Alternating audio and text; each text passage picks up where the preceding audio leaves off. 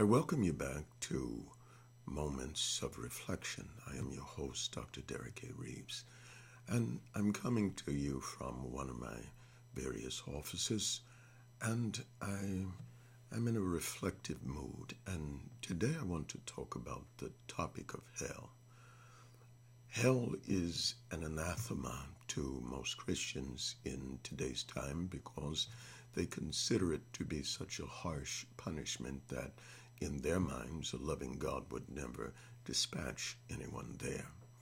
But what we have to come to an understanding then is that first of all, our conception of God's justice and morality is very vague because we cannot understand a morality that is consistent. Neither do we know the mind of God. And because we are human, we have a tendency of always judging from the basis of humanity when our human thoughts and our human emotions are never consistent.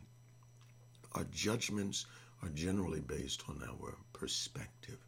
And so it's hard for us to decry against God when our mindset and our emotive abilities are very inconsistent, and our morality and our method or modalities of ethics are always shifting according to how we feel. Now, when we talk about the topic of hell, there appears to be 7 different unique terms that suggest a place called hell. I've learned that you cannot be serious about Scripture if you don't take Scripture serious. And one of the emphatic methodologies of understanding what is a true doctrine is understanding what Jesus himself spoke about and what he spoke concerning it. And Jesus speaks about hell in numerous occasions, but I don't want to get into that. I want to reflect on the topic of hell itself. Number one, there is a term for hell that is called Sheol. It is a Hebrew term, and it is in many cases equivalent to the abode of the dead. It is considered to be a prison. It is considered to be a place that in sometimes is the equivalent with the grave or the state of death. But basically it talks about the abode of the dead or the prison or containment of those who die outside of God. It speaks of the uncircumcised, and we understand that circumcision speaks of the heart. Secondly, this is a Greek term that deals with hell, the grave, and sometimes even a pit. And sometimes the terms are used together, Hades, Sheol. So Hades is also considered to be the place of the dead. And in many times it is incorporated the Old and the New Testament terms to depict the state of the dead once they are gone into the grave and how they proceed into the actual state of containment in the dead state for the wicked. The third term is the word Gehenna. Gehenna comes from the concept of the valley of Gidam or Hinnom, and it is considered to be the second death, as is mentioned in the book of Revelations. It is called the lake of fire, or the second death in the Revelation, the book that reveals the promises and the return and the ultimate victory of Jesus Christ. Then there is the word Tartarus. Some call it Tartaru. In the Greek, it is pronounced Tartarus, and it is connected to Tartarus. Tartarus then was the bottomless pit, and it was considered to be the eternal prison by which some of the fallen angels have been locked in until the day of judgment. Fifth, there is the Abusos. The Abusos then appears to be deeply buried under the deepest depths of water. And so that's what it means, the deep or the abyss or the bottomless pit. And it is considered to be another place where spiritual wicked entities are bound. God will open the abusos under the Euphrates River, and here a spiritual entity will arise during the last days.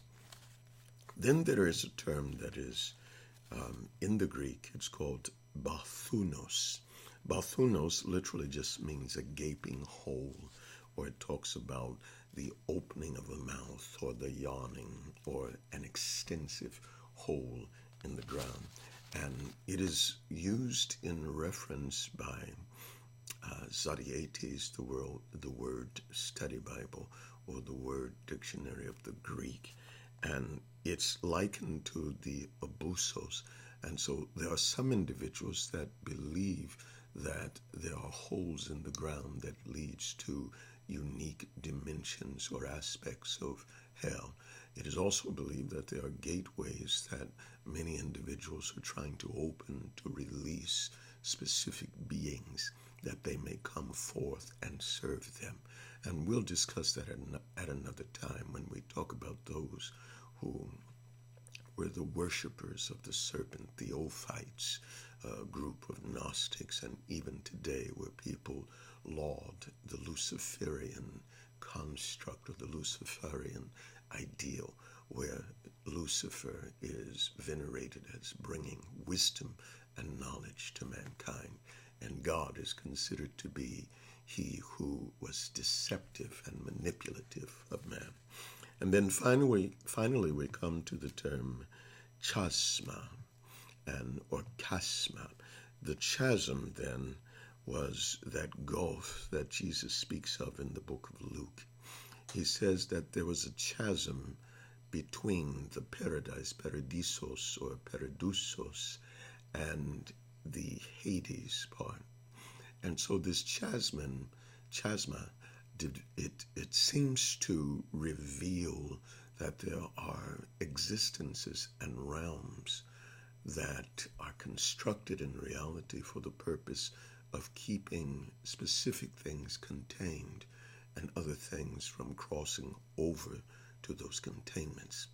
The Chasma, according to the term Chasma, it is a state of nothingness that is impassable. And so we have no concept of what a chasm is, where there's nothing, but yet it's devoid of space and time. It's devoid of any type of agent that will allow someone to move, to pass. It's as if it becomes a barrier where one's will, one's kinetic force, one's kinetic energy is stopped in its tracks. And so possibly, and again, these are my reflections, possibly this chasm is a state where time and space have no bearing, and it links into an ever-extending condition or state where one, no matter how much they travel, they start right back where they are. And so these are my reflections on these terms that appear to render or to deal with the topic of hell. We have to always remember that if God spoke a thing and it's contained in his word, whether we accept it or not, this is a fact and a reality. I am a believer of the scripture, and again, we cannot shift and change doctrine simply because we have not lived up to doctrine. We are told by Paul that the good that we would do, we do it not, and the evil that we seem to want to get away from is the stuff that we consistently do.